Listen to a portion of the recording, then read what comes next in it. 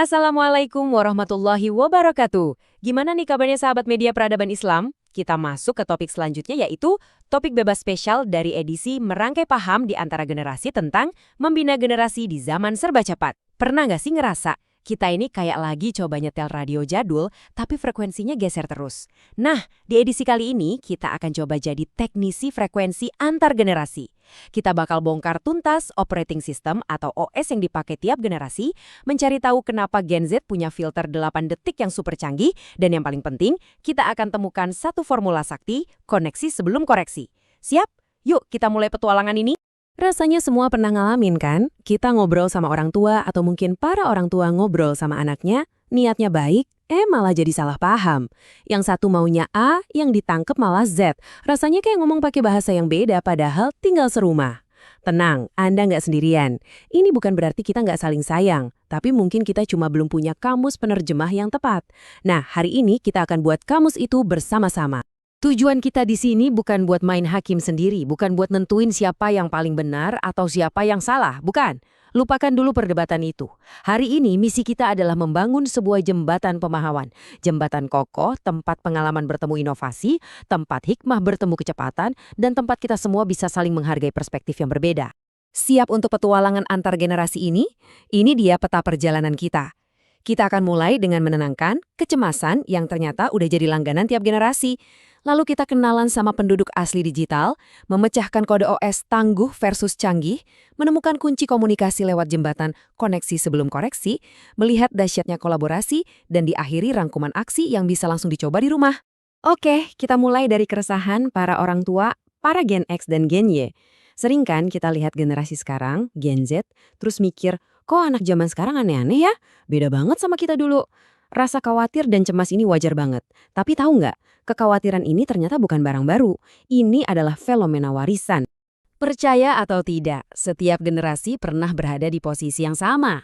Beberapa sumber mengatakan dulu generasi baby boomer juga cemas melihat kelakuan Gen X.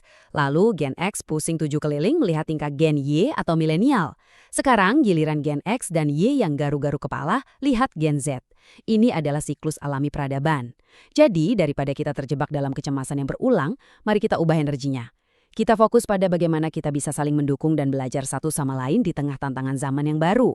Sekarang, mari kita beralih. Saatnya kita kenalan lebih dalam dengan penduduk asli digital.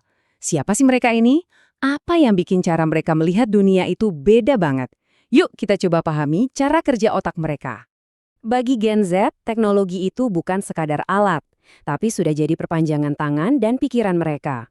Kalau kita, Gen X dan Y, belajar internet itu kayak belajar bahasa Inggris sebagai bahasa kedua, nah bagi Gen Z, digital itu bahasa ibu mereka. Mereka lahir dan dunia sudah punya Google, YouTube, dan Instagram. Ini yang membentuk cara mereka berpikir dan berinteraksi secara fundamental. Nah, ini dia salah satu fitur paling keren dari Gen Z, rentang perhatian 8 detik. Eits, jangan salah sangka dulu. Ini bukan berarti mereka nggak bisa fokus atau gampang bosan. Justru sebaliknya, anggap saja ini adalah sebuah sistem filter informasi super canggih. Di dunia yang membombardir mereka dengan jutaan konten tiap menit, kemampuan untuk memindai dan memutuskan ini penting atau ini skip dalam 8 detik adalah sebuah skill bertahan hidup. Mereka bukan tidak bisa fokus, mereka hanya sangat efisien dalam memilih apa yang layak dapat fokus mereka. Kalau mau dapat perhatian mereka lebih dari 8 detik, ini kuncinya. Keaslian, dan keterbukaan. Gen Z punya radar kebohongan yang sangat peka. Mereka tumbuh di era di mana semua bisa dicek faktanya dalam hitungan detik. Jadi, mereka sangat menghargai kejujuran dan transparansi, bahkan kalau itu pahit sekalipun. Bagi mereka, apa yang ditampilkan harus sesuai dengan kenyataan.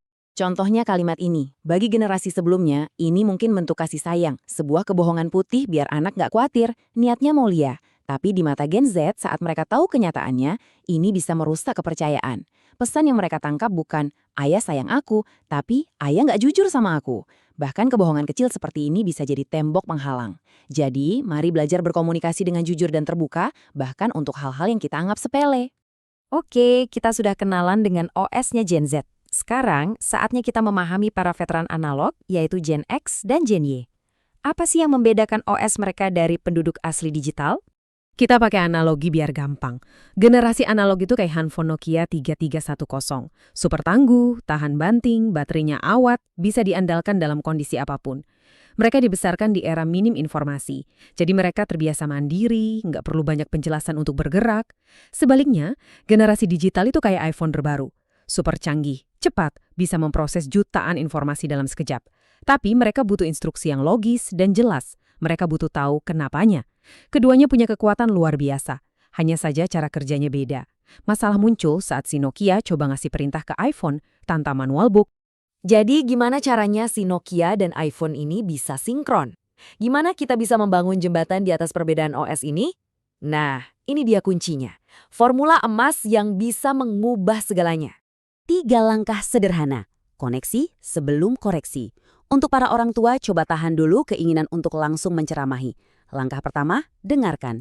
Benar-benar dengarkan. Jangan sambil main HP atau motong pembicaraan. Langkah kedua, sentuh hatinya. Validasi perasaan mereka. Cukup bilang, oh, ayah ibu paham kamu pasti kecewa, itu sudah sangat berarti. Bangun dulu jembatan emosinya. Baru setelah itu, langkah ketiga, sampaikan koreksi atau nasihat dengan bijak. Ketika hati sudah terhubung, pikiran akan lebih mudah menerima.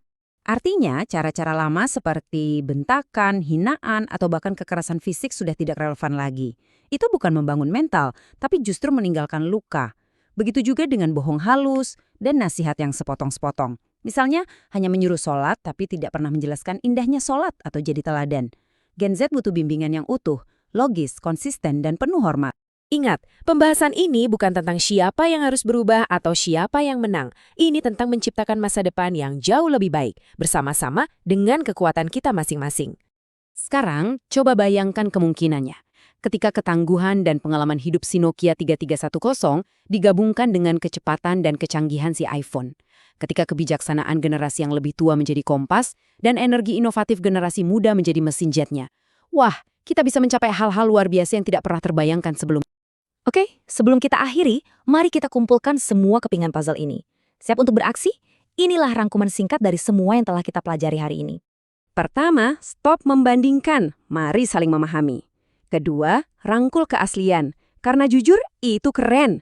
Ketiga, bimbing secara utuh, bukan parsial. Keempat, tinggalkan cara-cara lama yang menyakiti. Kelima, berikan penjelasan logis, bukan cuma perintah. Dan yang terpenting, selalu ingat mantra sakti kita, bangun koneksi dulu, baru sampaikan koreksi. Bersama-sama, kita pasti bisa. Sebagai penutup, mari kita ingat pesan indah ini. Ayat ini mengajarkan kita untuk fokus pada apa yang bisa kita kendalikan, diri kita sendiri. Bagi para orang tua, mari fokus menjadi versi terbaik dari diri kita, menjadi pembimbing yang bijak. Bagi teman-teman Gen Z, mari fokus menjadi versi terbaik dari diri kalian, belajar dan terus bertumbuh. Mari kita putus rantai saling menyalahkan dan mulai membangun masa depan yang lebih cerah bersama-sama. Kita akan lanjut ke topik bebas selanjutnya, jadi tetap ikuti edisi Merangkai Paham di Antara Generasi. Wassalamualaikum warahmatullahi wabarakatuh.